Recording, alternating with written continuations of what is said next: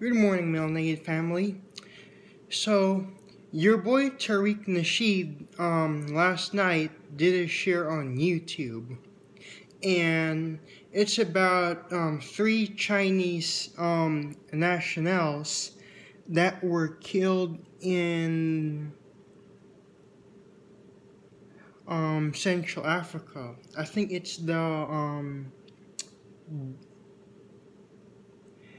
Democratic Republic of Congo. I might be wrong, but three Chinese nationals were killed in the Central African Republic. Now, when he did a show on it and I read the news article on it, I bursted out, laughing with joy, enthusiastically, because this is a step towards Africa's liberation from the colonizers.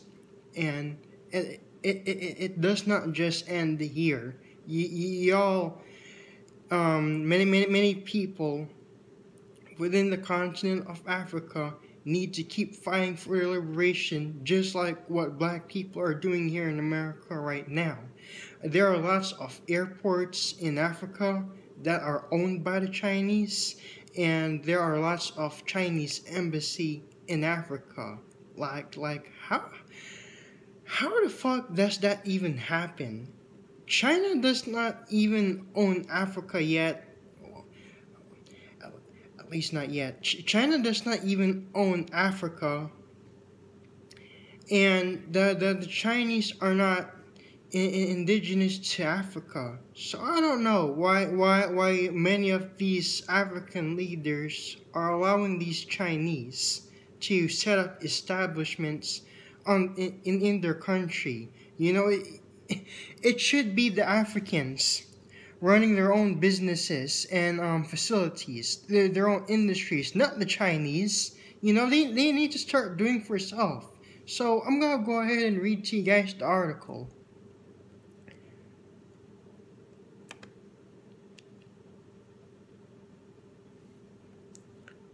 So the title is Three Chinese Nationals Killed in Car Attack.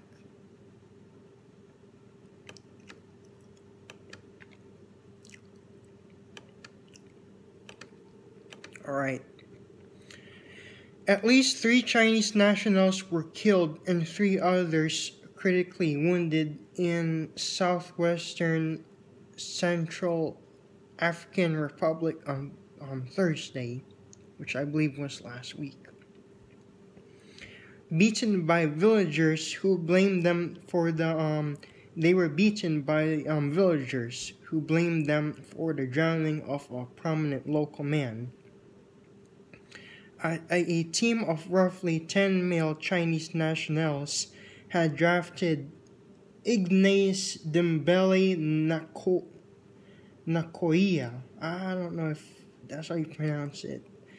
A youth leader and the younger brother of the National Assembly's second vice president to help guide them along the Kade River from Sasso Nakombo to the site of a gold mine, according to local news accounts. So yeah, they're being taken to a gold mine, and obviously they're trying to exploit and extract the resources from Africa, like what the colonizers have been doing for a long time. They're both capsized en route, and Dembele Nako disappeared. His brother was later recovered, and there's no doubt that he probably got killed by those three Chinese men. There's no doubt. There's no doubt about that. Because these Chinese men, they're also savages. You know, I think that they also have Neanderthal DNA, and I think they also came from the Caucasus Mountains, just like these Euro devils. And if that's the case, they also need to go back to that mountain and stay there where they belong. When the miners returned to give a statement at the village police station, angry villagers beat them with sticks. Just a few police were at the site. In addition to those killed, 3 of the Chinese men were critically wounded, which I hope they will die from it, and treated at a hospital in Berberati, 65 kilometers north of Sasso-Nakombo. A hospital representative told VOA the bodies of the dead were flown to the capital Bangui. That's what that's what these skanky dog eaters get for trying to colonize Africa and treat the people there like shit. At a news conference Friday in Bangui, government spokesman Angie Maxime Kazagui said the attack would not go unpunished. The Associated Press reported that the Chinese embassy in Bangui did not respond to a request for comment. So, that's basically the whole story. I'm sorry, guys. I keep trying to. My nose is just a little runny right now. I have some allergies, but that's pretty much what happened there with those Chinese men, and I'm glad that they got what they deserve. Because how is it that you're gonna go start some crap on another country, and you're not gonna treat the people there like crap? You see what I'm saying? A lot of these Chinese, they go to Africa, they start their own businesses, but yet they treat the people there like garbage. And it's the same thing happens to immigrants from Africa when they immigrate to China. They get treated like crap. And there's always anti-black sentiment propaganda against African people in China. So, like I said on the previous video, a lot of people, this is just not enough. They need to keep fighting for the liberation, and they need to start doing for self. That's how they are going to be successful. You know, if Africa only starts doing for self and stops allowing these colonizers to go into their country and exploit them and extract the natural resources like a bunch of parasites, Africa would be a real-life Wakanda.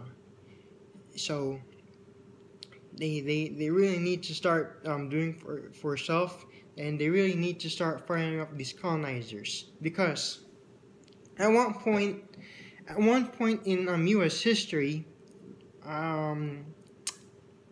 correct me if I'm wrong on this, during the 1920s through the 1950s, there was anti-Asian propaganda against Asians, particularly the Chinese. It was called the Yellow Peril, because many Americans thought that the Asians, the Chinese and the Japanese, were really going to take over the world, especially the U.S. And after the bombings of Pearl Harbor, these Japanese, they were taken to internment camps.